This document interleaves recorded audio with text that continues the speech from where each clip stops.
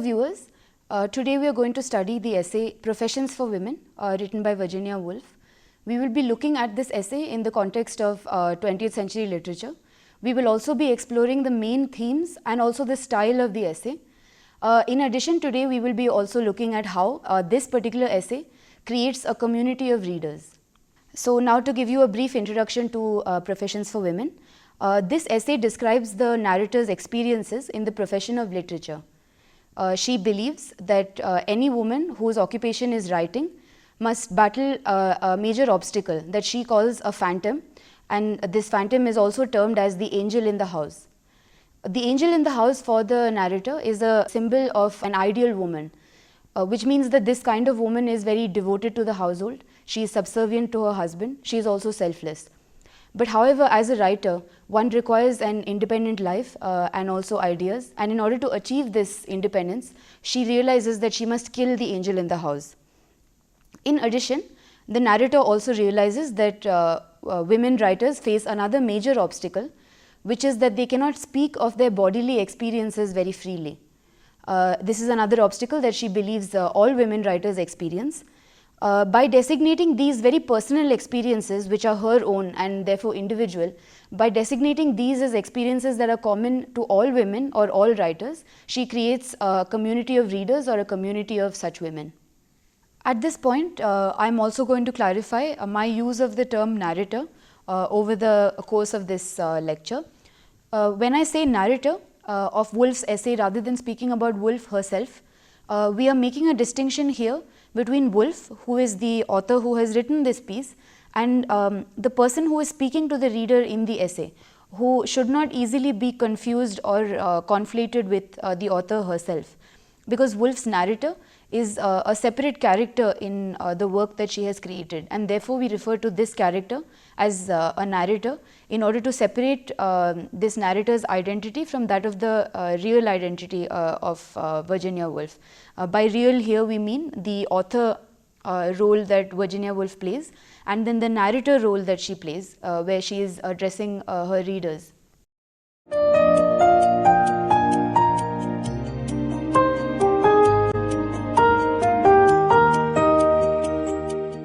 Woolf's Professions for Women was published posthumously in 1942 as part of a collection titled The Death of the Moth and Other Essays. Profession for Women is actually one of several works of criticism that Virginia Woolf has to her credit, despite being known primarily as a novelist. Amongst her famous novels are Mrs. Dalloway, To the Lighthouse and Orlando. Her work has been studied for its exploration of women and their interaction with national identity, motherhood, as also sexuality and psychology. Like many other writers of this period, Woolf experiments with both language as also form.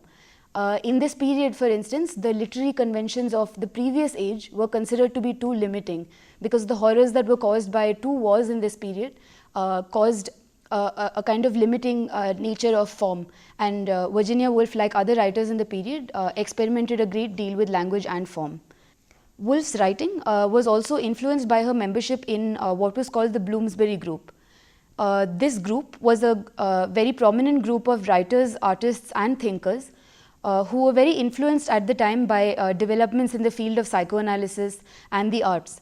Specifically with regard to the subject of psychoanalysis, this group of writers and thinkers and artists were influenced by the work of one European writer, Sigmund Freud.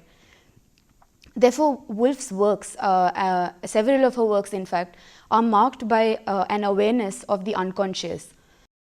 Like the narrator of Professions for Women, for instance, the character that the reader encounters takes the reader through a random sequence of thoughts rather than an ordered set of events.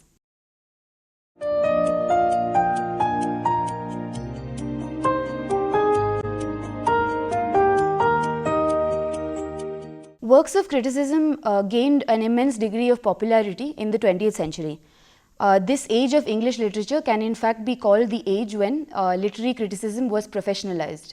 The proliferation and influence of literary theory in this period can be attributed to the work of Ezra-pound and T.S. Eliot, who were few of several major writers in this period who were also practicing journalism. Woolf herself, for instance, started her career as a journalist, writing for the Times literary supplement. Woolf's critical essays are concerned with the history of literary criticism. She is also very interested in the origin and formation of the writer's style. And so to this end, she is interested in what kind of literature and what kind of education led to the formation of this author's style. As a woman writer, Woolf's criticism also dealt with what kind of a reader the writer imagined himself to be writing for. Now this is very important because most works are always believed to be addressed to a certain kind of reader. And Woolf expresses this concern in her Professions for Women as well, where she says that she is concerned that most often the reader that she seems to be writing for is a man. 20th century literature differed from the literature of the previous age in another way, in the sense that it dealt directly with the reader's experiences. Therefore, the reader was expected to bring his or her experiences to the text and interact with the text and what it contained. Therefore, Woolf, like her peers, believed that the reader should arrive at his or her own interpretation of the work without any help from others. However, we can also say that Woolf's style and subject of criticism is specific to a certain kind of reader, because she does address women as the audience that she is writing for, and therefore this particular kind of reader may be influenced by Woolf's works. Another aspect of Woolf's criticism is that it cannot be easily classified. By this I mean that there is no clear distinction between Woolf's work of literary criticism and a work of literature. This is because her literary or her critical essays also contain several fictional elements like a character, stories, and a narrator who directly addresses the reader. Therefore, it's very difficult to classify Woolf's non-fiction as non-fiction per se.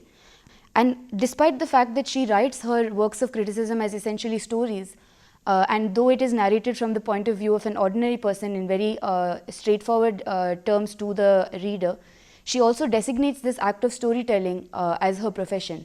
And by acknowledging this act of storytelling as a profession, Woolf has made clear how the status of the literary critic in this age was also a professional one.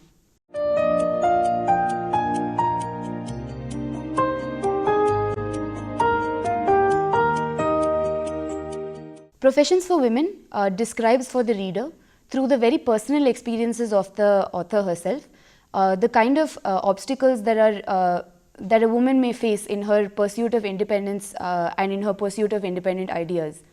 Now, though she says that she is employed, Woolf's narrator says that she has no professional experiences to speak of.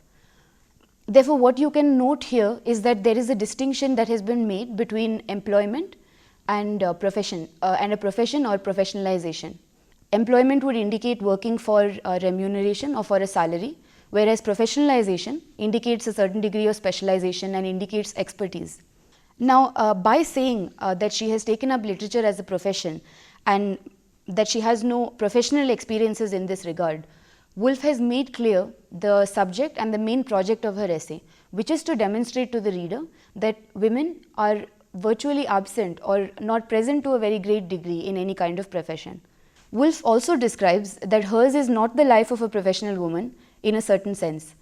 This is because what she receives as remuneration cannot be considered as remuneration because it is not spent on basic amenities. She does not need this money to survive in order to pay rent, or she does not use it to buy her everyday needs. However, she uses it on luxuries like buying a pet cat, and in this regard also Woolf believes that she is not a real professional writer in that sense. Woolf also uses the metaphors of murder and battle to convey to the reader the sense of violence that is involved in the destruction of the ideal of womanhood. As we have discussed before, Woolf believes that every writer encounters a phantom called the angel in the house, who is an ideal notion of what a woman should be. Once this ideal of a woman has been defeated, Woolf's narrator realizes that she faces yet another problem, because after destroying what is considered to be an ideal woman, a woman who takes care of the house, somebody who is subservient to her husband and is selfless, after destroying this kind of image of a woman, she realizes that she is left with nothing because she herself does not know what a woman should really be. In addition to the battle that she has faced with the angel in the house, she realizes that another obstacle lies in her path as a woman writer. And this obstacle is to be able to express freely her experiences as a woman who inhabits a woman's body.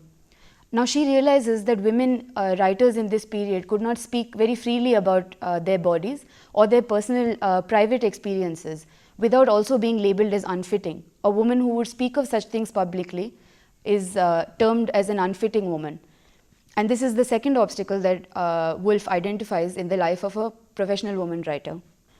The profession of literature is thus seen to be very limiting for women, though it is otherwise considered a free profession.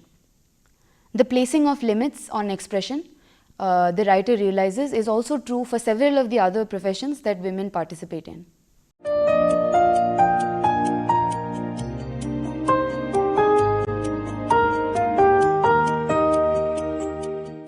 Professions for Women serves as a comment on the status of women writers in the field of literature.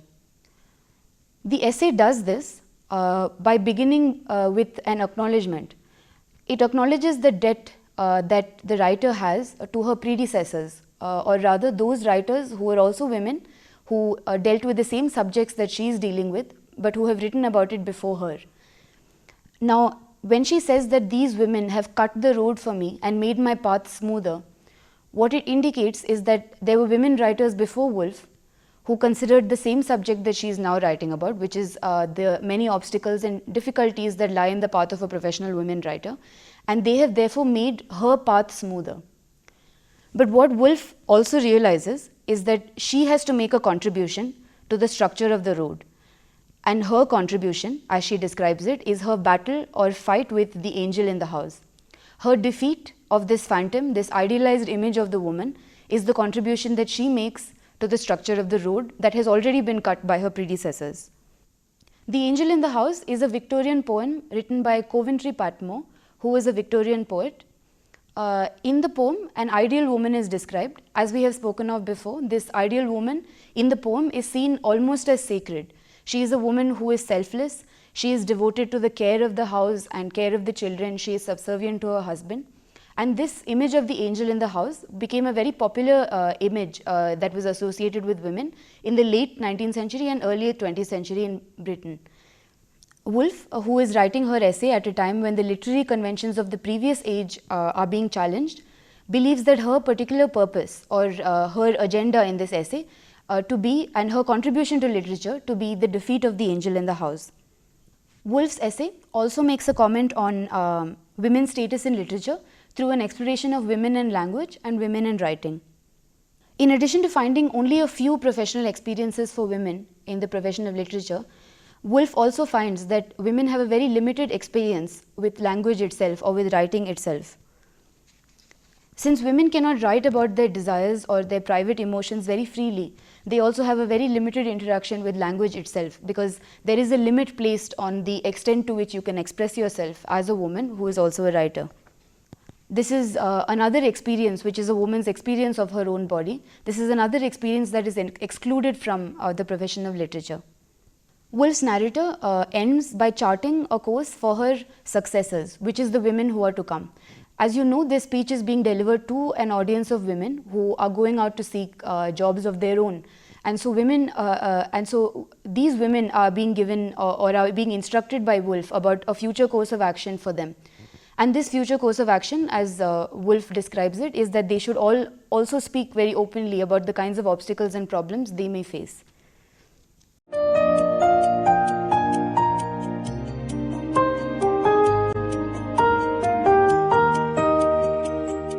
Woolf's narrator in Professions for Women, it's very significant that she battles with obstacles that are not material.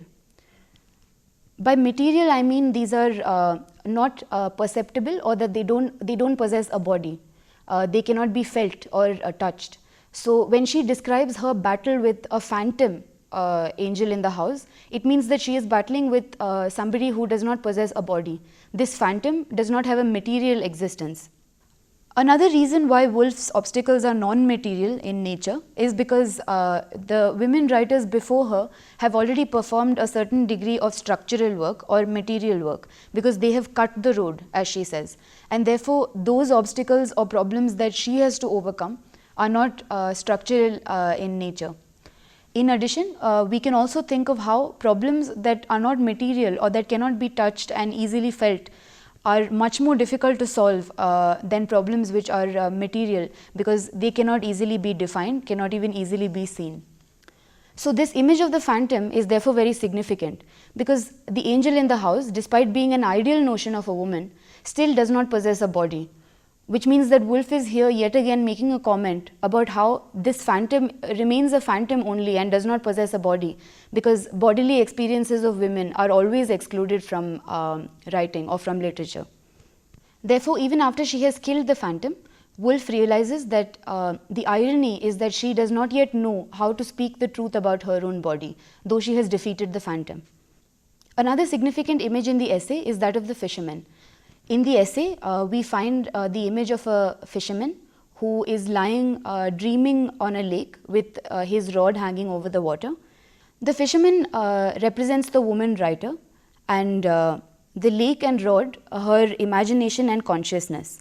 However, this fisherman, or rather what the fisherman represents, which is the woman writer, cannot reach the big fish or the largest fish in the lake.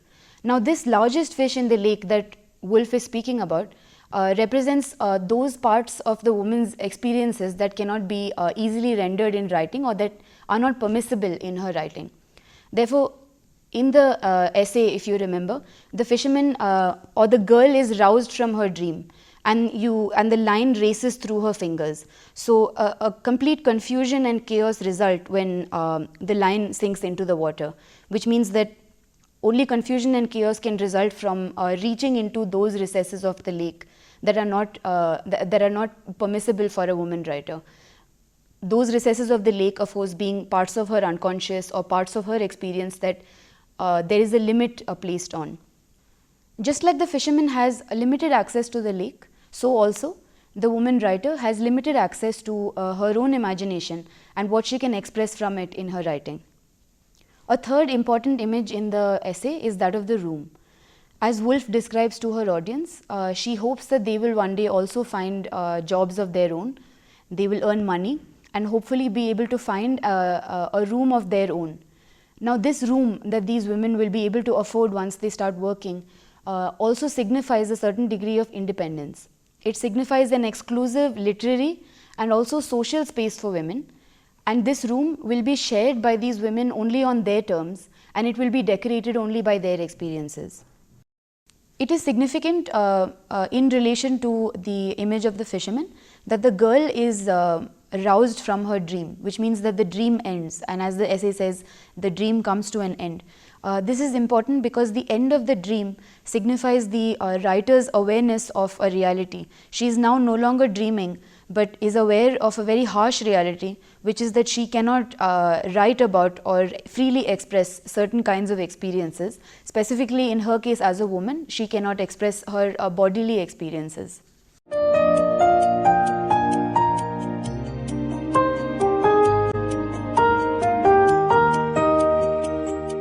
Professions for Women cannot be easily described as a work of non-fiction, because as we have spoken of earlier, it also contains several fictional elements.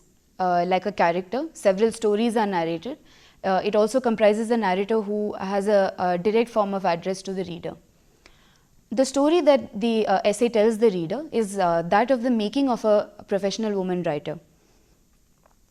So, in order to narrate this story, our narrator begins by describing her first attempt at writing, which is the first journalistic piece that she ever writes. However, what is also important in this essay and what also makes it difficult to classify is that it has a very non-linear style of narration. What this means is that the events that are described to the reader are not described in the order in which the events took place, but they are described in the order in which the narrator remembers them. Therefore, if you remember, though she begins with her first experience as a writer, that is writing this journalistic piece, she also remembers that the subject of this journalistic piece is important, and therefore starts to speak of the subject of this piece. So she moves on to how this piece was about a famous man who had written a novel about whom she was attempting to write, And then she remembers that this act of writing about another man's novel also means that she has to face the obstacle of fighting and then killing the angel in the house. She therefore describes her experiences with battling this phantom. This is important because she defeats the phantom and is only then able to write, which means that this act of battling with the phantom and committing this murder that she describes needed to have been performed before she actually wrote the essay, which means that we have now seen that she has narrated something which happened in the past, something from memory, and she has linked it to an idea that she is discussing in the present. So while telling her story of how she became a writer, she goes back to the past and narrates experiences of events that were already completed, that already had needed to have been performed in order for her to have written this essay. Woolf's essay also does not offer any resolutions to the many problems that it raises. It raises several questions and describes several problems to the reader, but these are not resolved or brought to a conclusion by the end of the essay. She does, however, draw upon her own personal experiences. What she is narrating through the essay are experiences that she has personally had. Now, this is also a very characteristic feature of writers in this period, where the author's personal experiences were considered to be a very important source for their work. As also, like we spoke about how she doesn't resolve any of the problems she raises, this is another feature of writing in this period where form and style were generally open-ended for literary works of this age.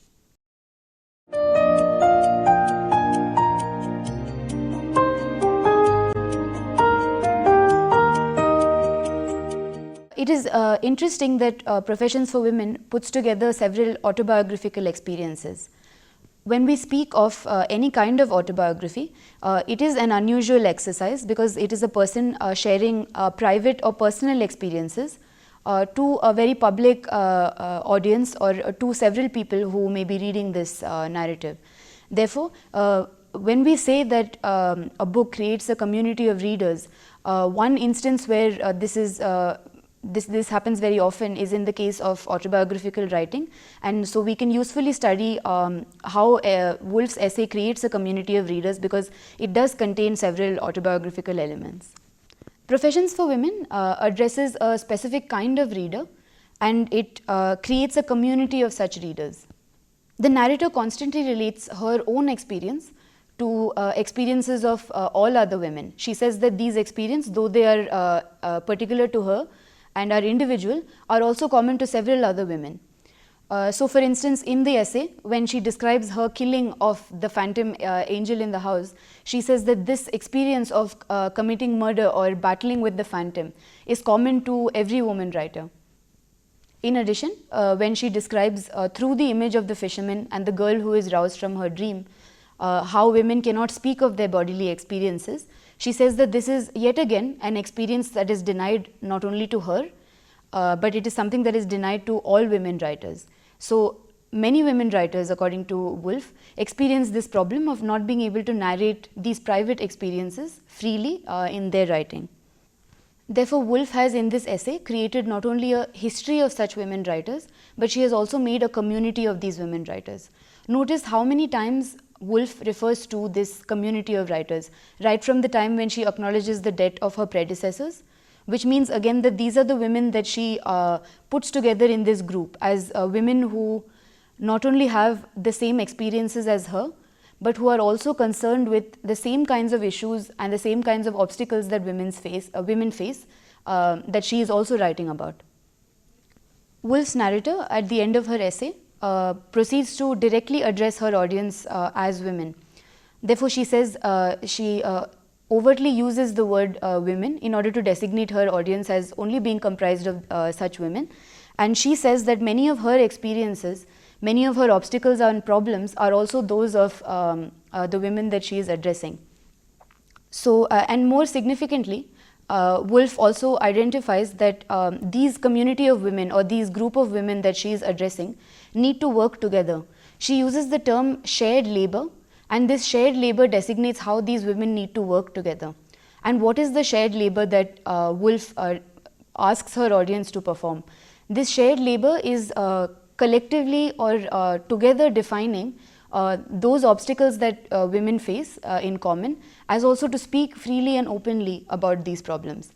Therefore, it is important that at this point in the essay, Woolf has moved out of a narrating of individual experience and has moved on to a collective acknowledging of these experiences of women in any profession.